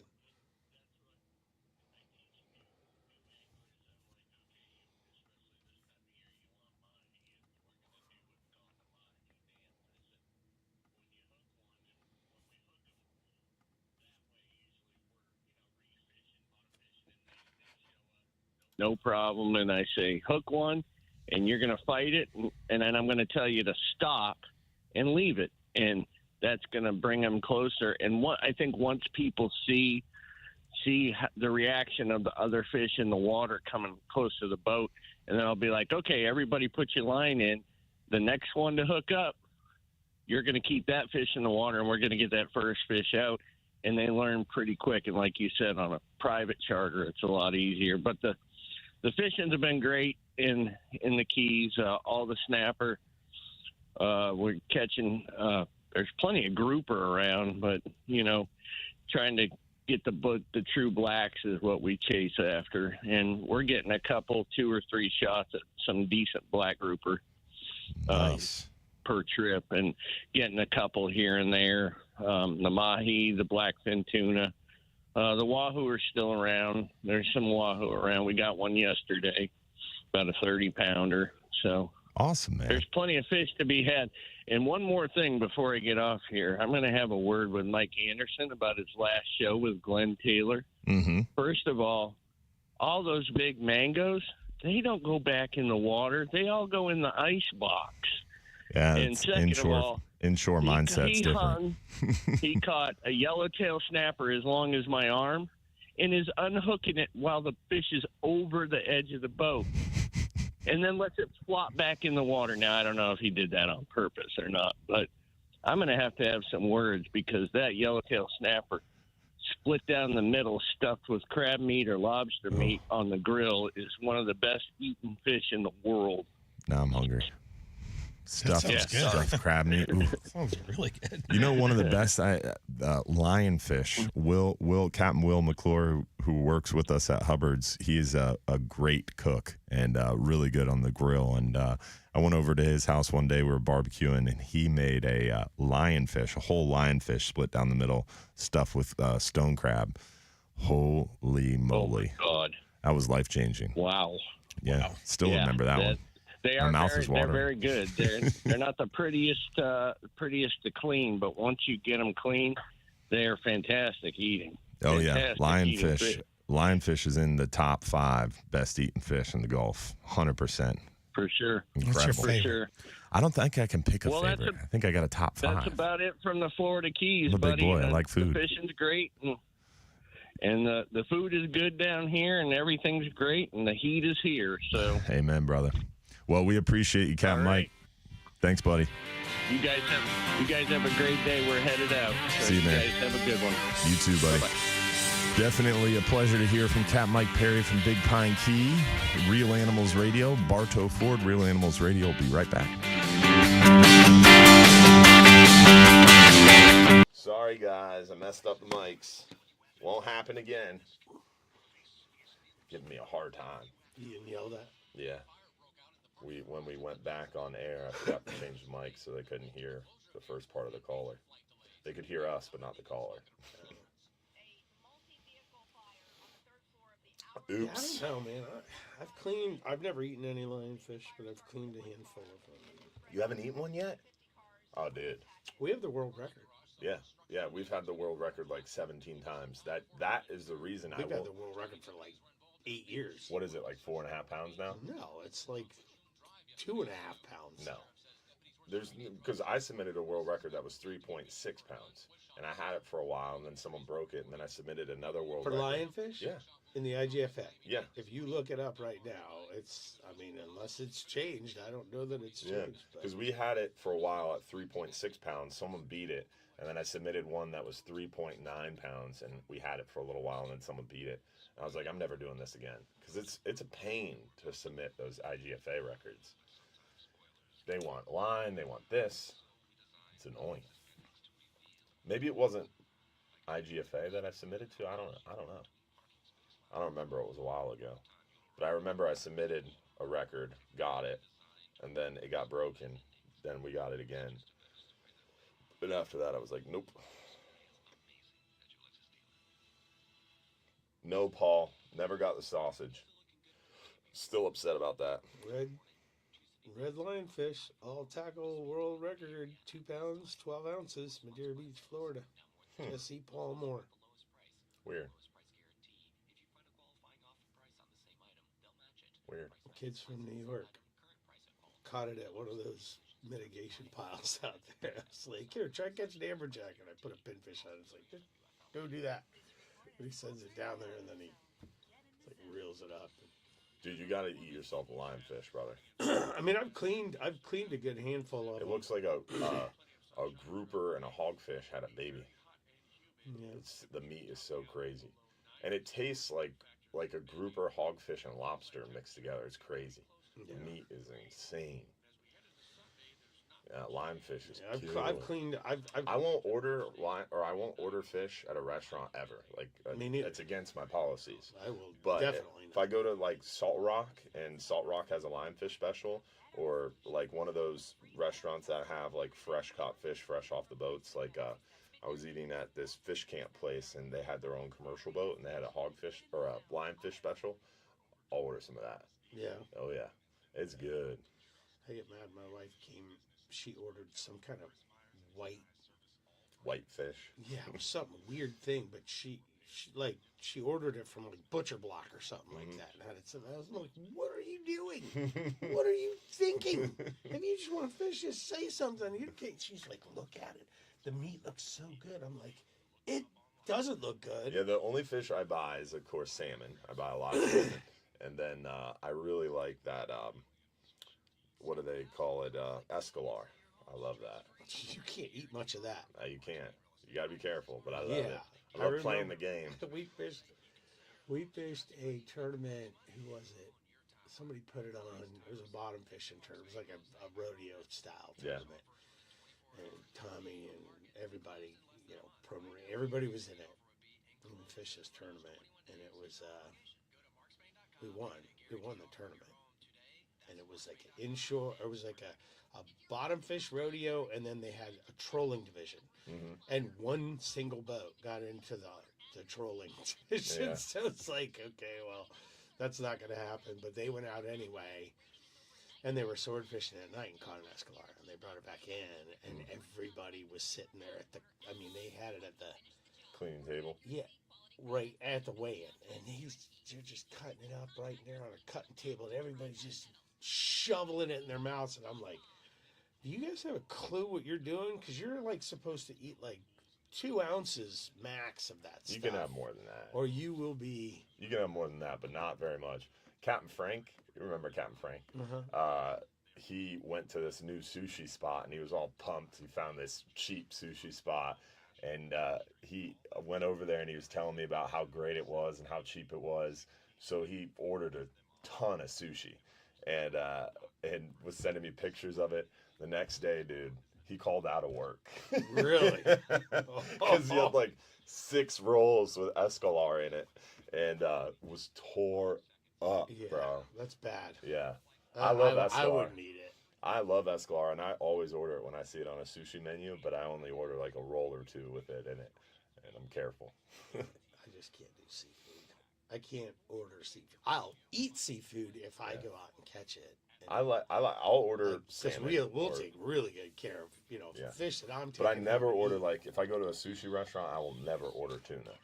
Because it's 99% of the time it's bonita. Yeah. And it's like horrible. Yeah.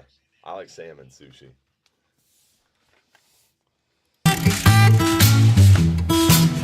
We're back, Bartow for Real Animals Radio, talking fishing this morning with Captain Steve Papen of Fintastic Fishing Charters. We want to give a shout out to our friends over at Relentless Perpetual Edge Knives, the world's first self-sharpening knife that sharpens as it cuts. Ultra hard carbide, never rust titanium blade with true grit glass reinforced ABS handle on a knife that is perfectly balanced and comes in 5 great models to choose from. Take the work out of filleting a pile of fish today and get a Relentless knife. Go to relentlessknivesusa.com and find out for yourself why this is a knife all the pros are talking about. Speaking of pros, we've got Captain Bobby Woodard on the line. What's going on, Bobby? How are you, buddy? Hey, doing great, guys. How are y'all?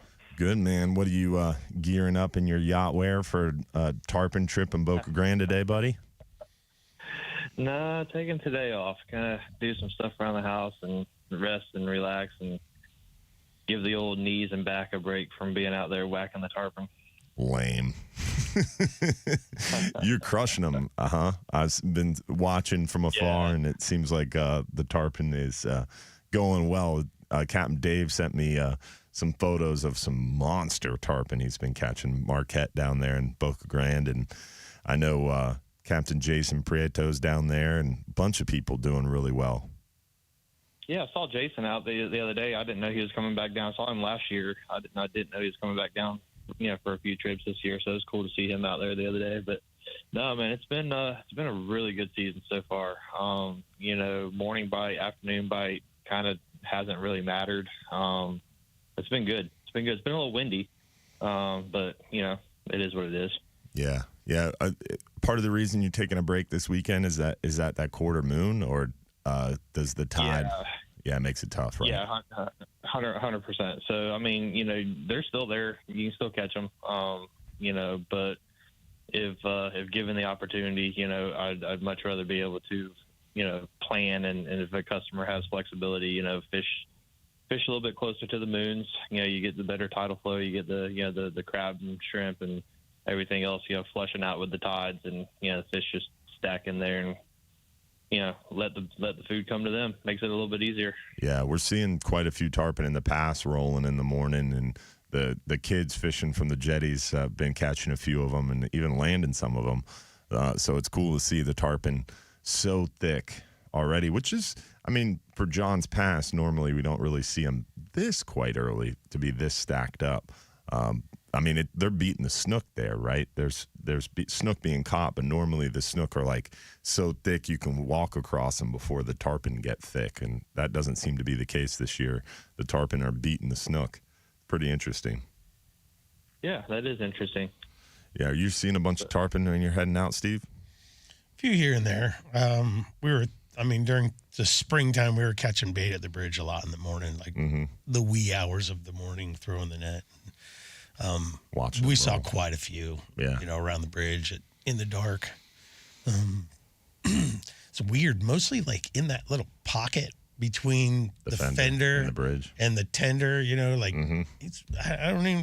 I know there's bait in there, but there's bait all over the bridge. But I think they hide seem in to that be concentrated right there. That little slack area. Yeah. It breaks up the tide a little bit. Yeah, little eddy. Yeah. It would have been a weird place to hook one. It would be bad. Like, he can only go one direction for you to win. Yeah. Little eddies. I got a quick question. With y'all's offshore, experience, have y'all run into the acres and acres and acres of migrating tarpon out in the Gulf, on your way out? Yes. Yeah, I've seen that before. It's pretty wild. Yeah, I've seen them. Not acres and acres, but you see big I've seen schools. them 100, 120 miles offshore. Whoa. Yeah. Yeah. That's wild. So, quick funny story. Munyon, and they were out fishing the loop. And they were in like 3,000 foot, and they were trolling. Saw a pot of poons, ran up to them, ran up to the bow with a live bait, pulled up into the school, threw a live bait in there, and hooked a tarpon in 3,000 foot of water. That's wild. Yeah. That's awesome. That's crazy. So I've been talking to some dudes, and we're kind of, theorizing that there's more and more fish that are just shooting straight across the Gulf versus the traditional, loop up, Yucatan to the Keys, to the Glades, up the coast, around Texas and back down again. Like because we're hearing more and more and more reports of them just shooting straight across and guys way offshore, running into them like that. So not exactly sure what the deal is with that. I don't know if it's a water quality thing or when do they water go? temp thing or what, but when do they break offshore? Bobby? So some have already. A buddy of mine was out last night, and he's like, we got there and it was loaded, and then 30 minutes after we were there was like 4 fish in the pass. Whoa. So, but it's a tidal flow thing. It's a current strength thing. So they know when they can ride the tide out. They swim. They don't have to swim as hard, and then they do whatever they do, and then they come back. So it's down there in Boca, they bounce in and out a lot. So it's just a matter of kind of knowing the weather patterns and the tidal patterns of when they're going to be in versus when they're going to be out. Interesting. Playing the game. It's an odd animal. It is. A big old thread fin. Pretty giant thread fin. Awesome, man. Well, enjoy your day off, Captain Bobby. We appreciate the phone call, brother. Yeah, man. Thanks. Hey, are you going to be up in Ocala, or are you going to be able to make that one or no? I'm planning on making it up there for the FWC commission meeting. I definitely want to meet Nancy Sheridan, retired, who was our regional person for FWC, and she was working there forever and a day, and she's always who we dealt with. We got a new FWC regional biologist, so I want to definitely meet her. I think her name was Erin. So I'm going to try to make it up to Ocala for that FWC commission meeting. I just, it always depends on like which day is the fishing day, right? And I saw black bears were on the discussion again. So whenever black bears are on the agenda at an FWC commission meeting, it makes me a little leery because you got to deal with a lot of chaos, if you will, is a nice way to put it. Well, to your point, I will be there on the 21st because I want to see what happens with the bears. Dude, it's colorful, Steve. If you've never been to an FWC commission meeting where a bear hunt is on the agenda, you're missing out. Yeah. I mean, dude, it brings out the peoples. Really? Oh yeah. It's like the people of. I don't even know how to say it nicely. It's wild. That sounds like fun. Yeah, like the true blue PETA. I mean. It's those really peoples. Oh man, like would roast you on a stick for killing a fish. I'll introduce you to Katrina. When is it? The 21st. Come up on the 21st. I'll introduce you to Katrina. Yeah, she's the anti-bear hunt person. Of May?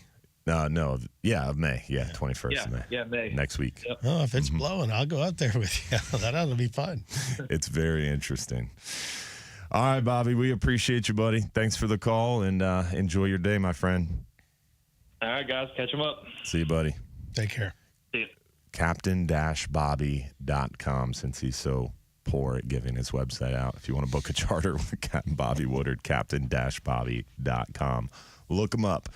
Great guy, great tarpon trips, and there's still a lot of tarpon season ahead. All of June, all of July. A lot of time left. They hang out for a while. Yeah, Mike will definitely be doing some. He's got a hybrid red snapper trip that he likes to run where he'll run offshore and he'll catch his red snappers and a few red groupers and then tell the guys, hey, let's hit some poons. He will run all the way back in and fish on the beach and catch a tarpon on the way home. No way. Absolutely. You're saying you can book a trip with Fintastic Fishing Charters, go out and catch red snapper and get a tarpon on the way in? Yep. It ain't guaranteed. I mean, nothing's guaranteed as far as the tarpon stuff goes. Yeah. You know, I mean, snappers and groupers are a lot easier to predict, but you know, But last year he went in. Quite the charter. Last year he went offshore. I think he did probably 6 or 8 trips. You know, total where the people. You know, we ask everybody if they're receptive to it and they want to do it. Mm-hmm. They want to give it a try. They will. You know, and they run offshore and they got their red snappers and got some groupers and came in.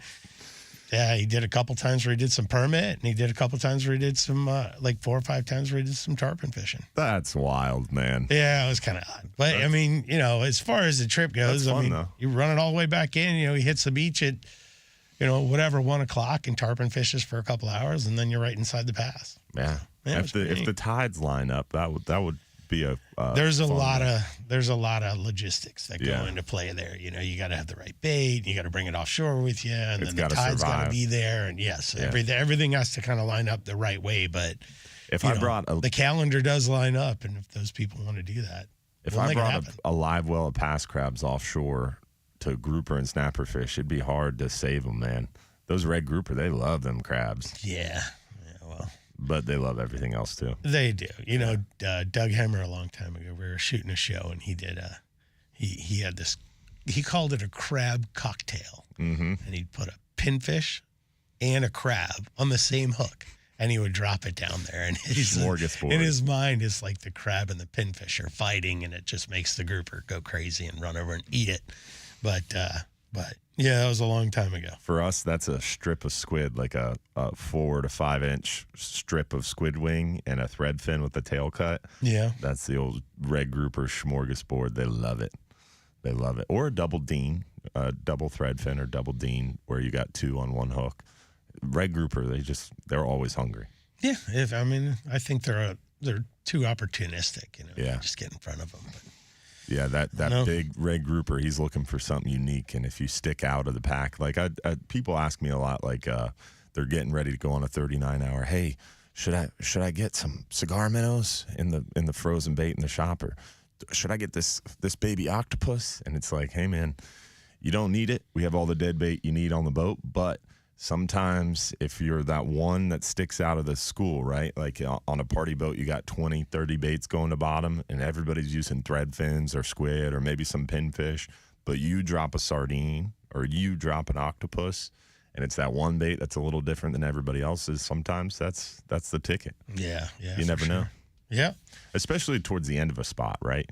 Like once they've been seeing the same bait for a while, right, then you switch it up. It's the same thing on a charter, right? You've got 4 guests, 5 guests, and everybody's dropping down thread fins. You fish a spot, the bite kind of slows down towards the end of the spot, and you walk over to the kid or to the lady, and you're like, hey, put on this bait, this bigger piece of bait or something special, little anal hook live fish bait or something like that. Yeah, and they drop that down and get smoked. Yeah, well, when you pull up, I mean, I'm a firm believer they're bullies. You know, you got your bullies on every spot. First part of the spot and the end of the spot. Yeah, so you pull up, and that's why a lot of times if you think you got this great spot, like, oh my gosh, this is the best spot I've ever seen, you pull up and everybody drops down and everybody folds over and they're all nice fish or whatever. And then all of a sudden it just stops. And you're like, how does that even happen? Like you pull up and drop down, and in the first 4 seconds of being on the bottom, everybody's on, and then you re-drop again and nobody catches a thing. You know, there was 4 bullies there, and they were, you know, a lot of competition for that food, and they all got a piece, and there just isn't any more there, you know, or there may be one more, fish left. Hey, don't say the S word. Shark. Don't say the S word. Shark rolls up, it'll shut things down. That and dolphin. That is the least.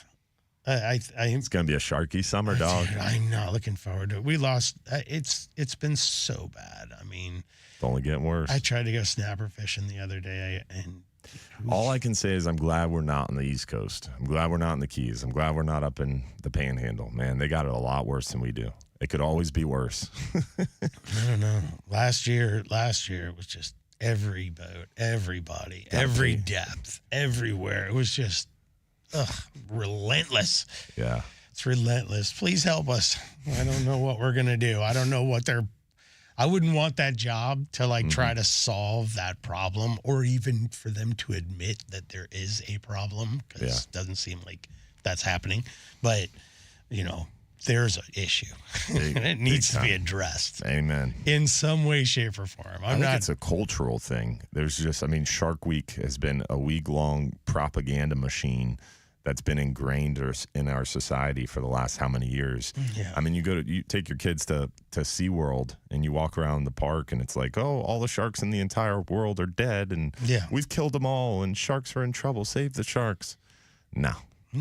There's staggering amounts. Yeah. Staggering. We stopped on a spot yesterday, dropped down, like it was in the middle of nowhere. Stopped, dropped down, hooked a decent red grouper, got him halfway up.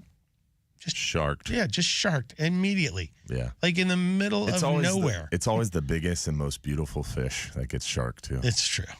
They love eating. They will not eat like small stuff. Yeah. Like they want a big It's your trophy. They want a meal. Yeah. It's crazy. Bartow Ford Real Animals Radio will be right back, closing the thing out. Don't go anywhere.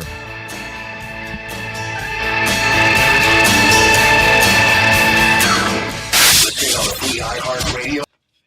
Sharky Sharks. Have you guys been trolling at all on the 39er? Yeah. Trips? We troll. Any tunas or anything? Blackfins. Haven't seen. We hooked a wahoo, but lost it. 2 or 3 blackfin last trip. Nothing crazy though. We didn't get the big push of blackfin. Dude, it sucks. Yeah. I mean, historically, like January, February, March, sometime you get that. There's a little bit. That 139 April, hour. May. Yeah. Like, come on, dude. It's like but normally like that consistent as January, tarpon February, March time frame is where it starts. And that initial push, you get that 139 hour trip that has 20, 30 keeper blackfin. And we didn't ever get that the last couple years. And yeah, you're right. April, May is normally consistent. Like every trip, you're catching Clockwork. 2, 3, 4. Absolutely. And yeah, we haven't seen that. especially with the guys out here are actually putting in time, trolling and fishing for them and stuff, which nobody really did for years before, years past. But yeah, I trolled. I probably covered 300 miles the other day. Didn't even get a blackfin? I got one blackfin. Wow, that's crazy. And I hooked. I had probably a wahoo just for a split second, but yeah, he didn't get the hooks. But I did a 12-hour last week. It was like, because I don't want to. I'm not. It's hard to talk. Like, I'm totally honest with people. If they want to book a wahoo trip and they're like, I want to book a wahoo trip, I'm like, you have to be completely okay with us going, not catching any or anything at all. And you still owe me at the end of the day. Are you okay with that? Because if you're not, don't do that trip. Because if you're that guy that goes, we'll go trolling for, an hour or two, and then if we don't catch anything, we'll just go bottom fishing. You can do that. But the odds of you catching one ever in your life are probably nothing. You got to dedicate your day to it. Yeah. And if you don't, I've had a lot of days where we've fished all day long, and then at 4 o'clock in the afternoon, get a double header, and they're both 80, big fish. So that's what you're fishing for. Yeah. So I had a real good customer book me for a 12-hour last week, and we ended up going 2 for 4 in the first 2 hours. Nice. Of the day. We had a 40 and a 70 or 65 or something like that. And what's your favorite? Lost 2 other ones. What's your favorite wahoo lure? I don't really have a favorite lure. Favorite style? Because we talk. Is it the honestly, diving my absolutely favorite is chumming them to the back of the boat and Yeah. freaking sight fishing for them. That's my absolute favorite. Yeah. You can't get any better than that. Yeah. If I could figure out a way to record something like that happening. Have you ever tried those mirrors? Those big teaser rigs where you drop the buoy with a bunch of mirrors? Yeah, I've seen those ones the free divers use and stuff like that to spearfish them. I've always thought about doing that with your flat line. You get up on a spot and you're fishing 160 plus, drop that buoy out the back. Yeah. I don't know, doing a lot of chum is Yeah. pretty good, which is good for you because you make more money when I buy more flat. Just don't run out. We're back, Bartow, for Real Animals Radio, talking fishing. Looking forward to a great weekend of weather. It's absolutely flat, calm, and beautiful. A little hot out there, but take advantage of this nice weather weekend. Next week, it's going to be a little bit more moderate, starting there Tuesday, and then Wednesday, Thursday, a little bit more sporty into the weekend. So definitely get out there and take advantage of this super nice weather over the weekend. We're on a last quarter moon Tuesday. Got a new moon coming up a week from this Tuesday. So slower moving tides over this weekend through most of the coming work week, and then it'll speed up as we get into next weekend ahead of that new moon.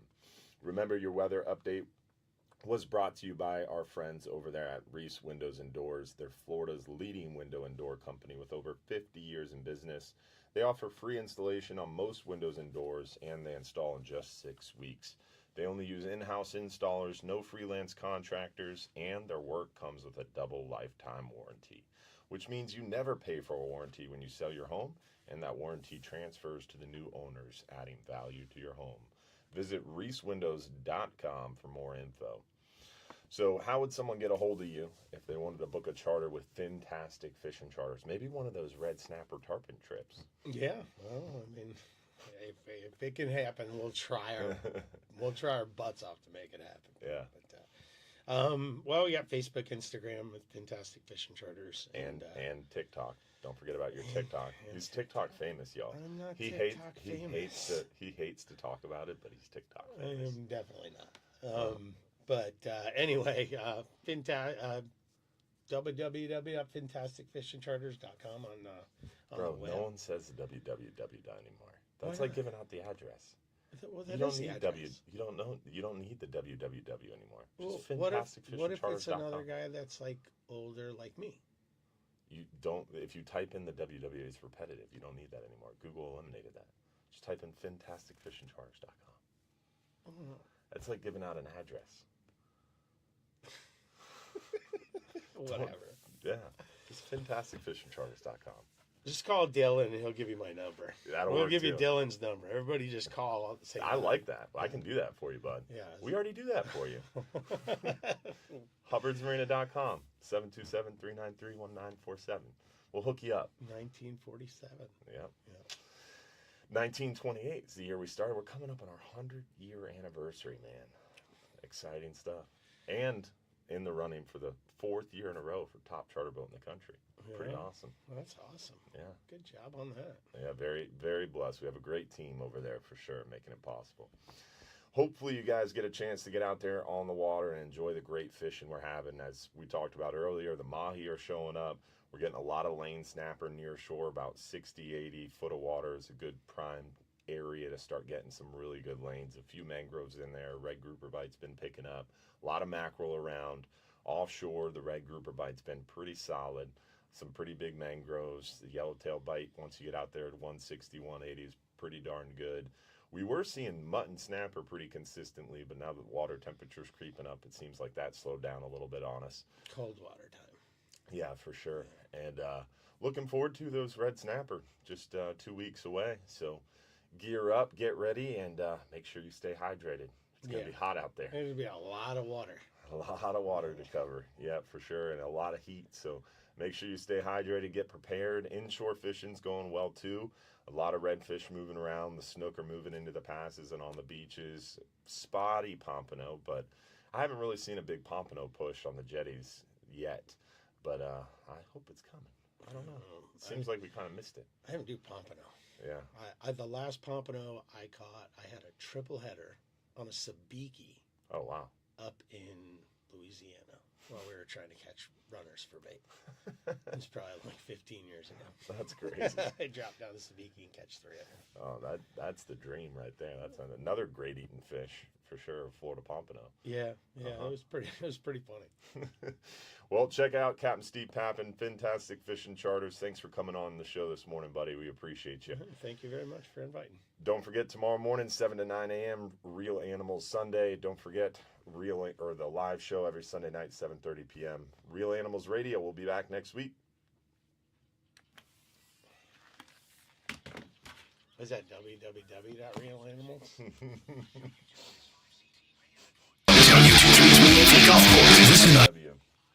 Thanks, guys. Appreciate you tuning in and hanging out with us this morning.